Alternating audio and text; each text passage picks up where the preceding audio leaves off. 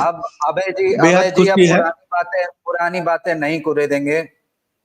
विजय जी मुझे आपसे निवेदन है कि आपकी ही बनाई ये रूल और रेगुलेशन के आधार पे आप भी मत बोलिए, मैं अपनी बात पूरा कर लूं, उसके बाद मैं दूसरे के बात में बोलूंगा भी नहीं। ठीक, तो आपने बोलिए। बनाया है तो आप पहले फॉलो करिए। और ओके। सबसे बड़ी चीज ये है कि इस देश के निवेशकों को भुगतान के सिवा कुछ चाहिए नहीं। कौन जिंदा है, कौन मर गया है, कौन आने वाला है, कौन आएगा, इससे ज्यादा किसी निवेशक से कोई लेना देना नहीं है। रही बात, देश के निवेशकों को सब कुछ पता हो रहा है, चरित्र चाल चेहरे सही लोगों को सहारा के 45 साल के किए गए कार्य पद्धतियों का, जैसे केले का तना होता है पेड़ ना, उसके छिलके को बार बार काटिएगा उसमें से कुछ नहीं निकलेगा। तो ऐसे ही सहारा के द्वारा किए गए प्रोपोगंडों के इस प्रोपोगंडों में भी कुछ निकलने वाला नहीं है। सिर्फ एक विकल्प, जब तक अपना संपूर्ण भुगतान के वास्तविक कागज को माननीय सुप्रीम कोर्ट में प्रस्तुत नहीं कर पाएगा जो निवेशक, किसी के माई के लाल की हैसियत नहीं है जो 5 रुपया किसी को दिलवा पाए। तो सबसे पहला काम करिए, मेरा निवेदन आप सभी लोगों से है, देश भर के साथियों को दीपावली की हार्दिक शुभकामनाओं के साथ, कि अपने अपने कागजात को जितनी जल्दी हो सके अतिशीघ्र सुप्रीम कोर्ट की पीआईएल में शामिल करके अपने वास्तविक दस्तावेज को प्रमाणित कराइए, ताकि इनके झूठ का पर्दाफाश हो सके। और पर्दाफाश तो हो चुके हैं, इनके तमाम पर्दाफाश होने के लिए कुछ बताने की जरूरत नहीं है। इनकी बरसोवा की जमीनें बिक चुकी, इनके क्या नाम है, ग्रीनलैंड क्या बोलते थे उसको, कहाँ एमबी वैली की जमीनों का सौदा हो चुका। इनके दीपावली तक के पैसे, दशहरे तक के पैसे आ चुके, इनके दीपावली तक भी पैसे आ जाएंगे। इनके समस्त कार्य हो चुके हैं, इनकी ऑफिसें खुल करके वहां से पैसे बंटने लगे हैं, सारे लोग पैसे पा चुके हैं, लेकिन हाथों में कुछ आया नहीं है। अगर हाथों में लेना है तो सुप्रीम कोर्ट आइए, बाकी उसके बाद आपको कोई कितना भी डिबेट कर लीजिए, सतीश जी आप भी, गणेश जी आप भी, विजय जी आप भी, वहां पे जो भी डिबेट करना है कराना है कर लीजिए, जिंदाबाद मुर्दाबाद करा लीजिए, उससे कोई फर्क नहीं पड़ने वाला, कुछ भी नहीं पड़ने वाला।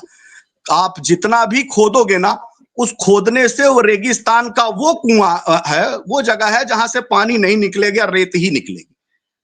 जगह सिर्फ एक है, कानूनी लड़ाइयों के जगह सुप्रीम कोर्ट आई। अगर अपना पैसा लेना है तो विधिक दस्तावेज इनके खिलाफ सहारा के, चूंकि सहारा कागजों में खेल रही है, इस नाते अगर आप कागज में कमजोर हो गए तो आपका पैसा डूब जाएगा।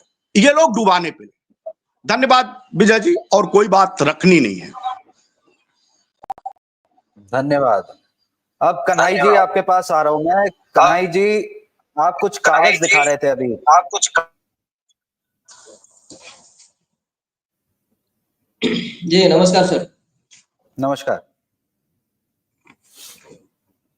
नहीं, मैं कागज, क्योंकि सहारा की मैनेजमेंट कहाँ है और मैनेजमेंट के बारे में बार बार पूछा जा रहा है, इसलिए मैंने वो कागज दिखाया था कि मैनेजमेंट यहाँ है। इनको फुल स्क्रीन कर सकते हैं? हाँ। ये है माननीय स्वप्ना सेंटर रॉय। में रखिए आप।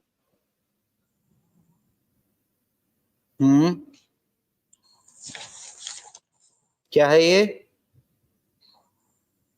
दिख रहा sir? Message from our first lady. अच्छा, ये पूरा लेटर। ये कोई मैगजीन है आपका या क्या है? लेटर है कोई?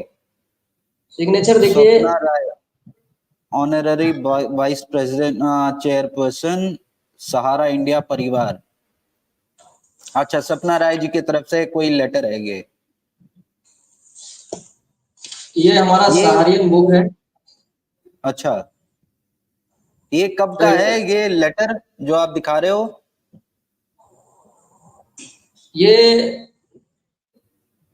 जब सहारा इंडिया परिवार का चेयरपर्सन थे तब से लेकर के आज तक माननीय स्वप्ना अभय जी एक बार म्यूट कर लीजिए अपने आप को, क्योंकि आवाज गूंजती है। जी कनाई जी बोले। मैनेजमेंट, बहुत लोगों का सवाल है कि मैनेजमेंट कहाँ है, मैनेजमेंट कहाँ है, मैनेजमेंट के बिना सहारा इंडिया परिवार चल रही है। इसलिए मैंने दिखाया कि ये मैनेजमेंट है और माननीय स्वप्ना रॉय जो है आज की डेट में चेयरमैन है। और क्योंकि वो पहले से वाइस चेयरपर्सन थी, मैंने वाइस चेयरपर्सन का लेटर दिखाया आपको, और वाइस चेयरपर्सन ही चेयरपर्सन के नहीं रहने पर चेयरपर्सन होते हैं। और ये कानून में प्रावधान है।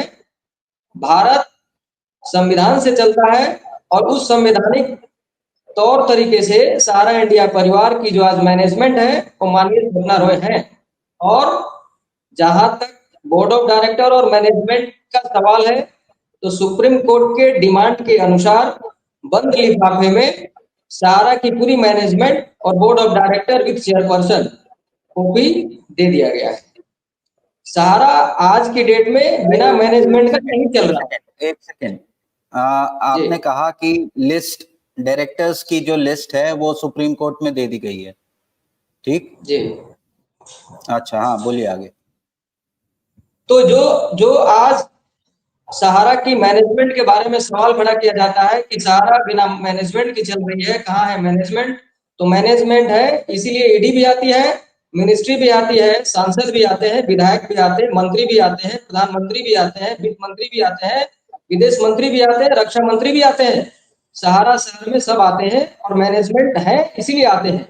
इसलिए ऐसा कह देना कि कहाँ है आपका मैनेजमेंट, तो सहारा की कमांड में है मैनेजमेंट, जहां पर ईडी का भी स्वागत होता है, मंत्रालय का भी स्वागत होता है और रेगुलेटर का भी स्वागत होता है। इसलिए ऐसा जो देश में अफवाह फैलाया जा रहा है, तो मैं आपको बताना चाहता हूं कि मैनेजमेंट के बिना सहारा नहीं है, मैनेजमेंट है।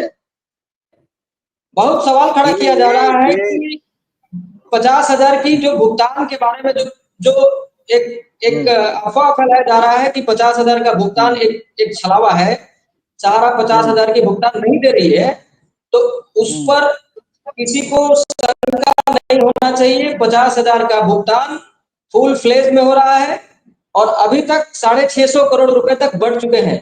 सीआरसीएस की पोर्टल पर 50,000 की पेमेंट, और जहां तक डिफिशियंसी का सवाल है, तो डिफिशियंसी बहुत हद तक दूर कराई गई है और दूर कराई जा रही है।